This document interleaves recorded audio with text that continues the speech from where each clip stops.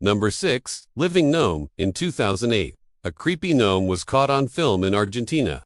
Jose Alvarez, who filmed the gnome, reported that they caught the creature on film while larking about in their hometown of General Grammys, Argentina. He stated, "We were chatting about our last fishing trip. It was 1 o'clock in the morning. I began to film a bit with my mobile phone, while the others were chatting and joking. Suddenly, we heard something, a weird noise, as if someone was throwing stones. We looked to one side and saw that the grass was moving too.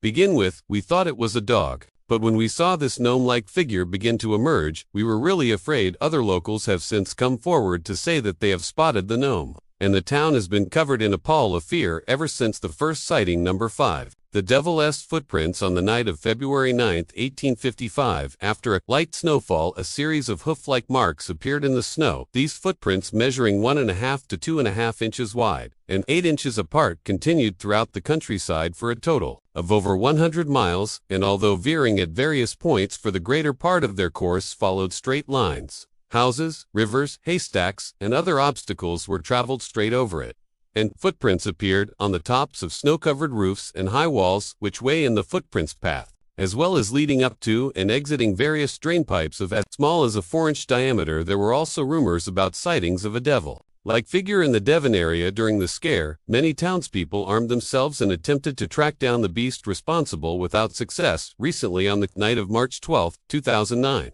more strange marks corresponding to those left in 1855 were found again in Devon. Number 4. For Jeff. In September 1931, the Irving family claimed to hear persistent scratching and rustling noises behind their farmhouse's wooden wall panels. At first they thought it was a rat, but then the unseen creature began making different sounds, sometimes spinning like a ferret, or growling like a dog, or gurgling like a baby. The creature soon revealed an ability to speak and introduced itself as Jeff, a mongoose. It claimed to have been born in New Delhi, India, in 1852. According to Vori, the daughter, who was the only person to see him properly, Jeff was the size of a small rat, with yellowish fur and a large bushy tail. Jeff variously claimed to be an extra clever mongoose, an earthbound spirit, and a ghost in the form of a weasel. He once said, "I am a freak, I have hands and I have feet, and if he saw me, you would faint, you'd be petrified, mummified, turned into stone, or a pillar of salt." Rory Irving, who took Jeff under her wing, died in 2005. In an interview published late in life, she claimed that Jeff was not her creation. Number 3. James Warson. On September 3, 1873, a man named James Warson had accepted a challenge to race in record time from the town of Leamington to the town of Coventry, a 20-mile trek. He had been boasting of his foot skills and then was asked to prove them so with sporting good spirits. He set about to do just that to friends. Hammerson, Burns, and Barhamwise followed behind in a horse-drawn carriage. Burns brought along his camera. Warson was never out of their sight and would often turn around while running to exchange some friendly words with the two riders running in the middle of the road. Merson suddenly appeared to stumble and pitch forward, having time enough for only one short, piercing scream. Wise later said, "It was the most ghastly sound either of us have ever heard." But as Warson pitched forward with a terrible cry, instead of falling to the ground as he appeared to be about to have done, he completely and totally vanished in mid-fall before ever striking the ground. The road itself told the story, and Wise took the pictures to prove it. There, in the soft dirt, were Warson's footprints. They led down the middle of the road, looked as if the runner stumbled, and there they disappeared. A search was called and the locals scoured the area for Jeans. The bloodhounds used in the search was strangely reluctant to approach the spot where Warson disappeared. He was never seen or heard from again.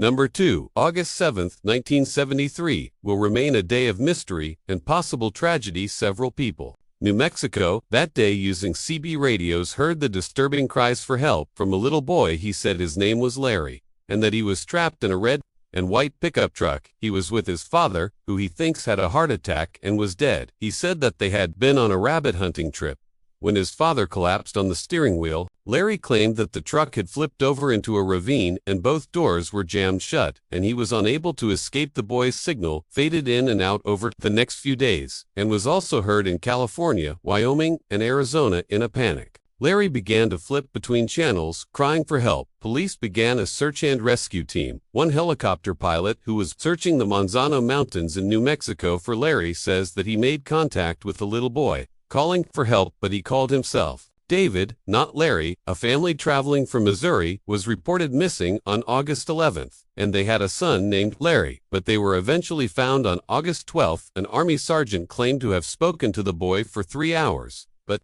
could not get him to give more information about himself, like his phone number or address, etc. No more contacts could be made with Larry. It is presumed his battery died. The search was called off on August 13th. The police stated that there was no concrete evidence. They also say that the boy, if real, may have died sooner than the transmission stopped, and that the subsequent transmissions from different states, some were even heard in Canada, were hoaxes. Many believed it was a hoax, but those who spoke to Larry swear to this day that it was untaid, that the emotion and the crying they heard from little Larry was no doubt the real thing. Number 1. On November 29, 1970, and his daughters were hiking in the Estland Valley in Norway when they came across the partially charred remains of a young woman. She was surrounded by a large quantity of sleeping pills and bottles of gasoline.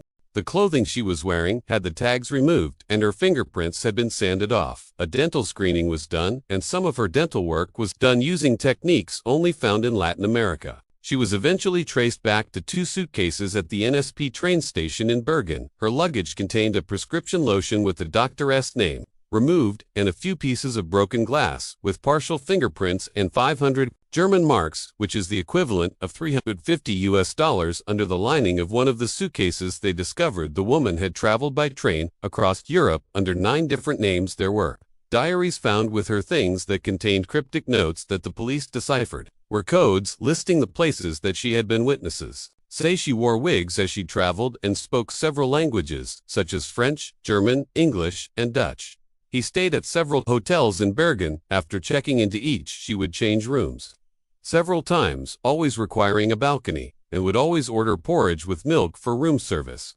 A local man came to the police, saying that 5 days prior to the body's discovery, he came across a very elegant woman while hiking. He noted that she was undressed for being outdoors, much less on a remote hiking trail, and that her face was distorted with fear. He claimed that she attempted to mouth something to him, but was followed closely by 2 large men in black coats. The man waited 32 years to come public with this story, stating that when he contacted the police, the officer who answered told him forget her, she was dispatched. The case will never be solved.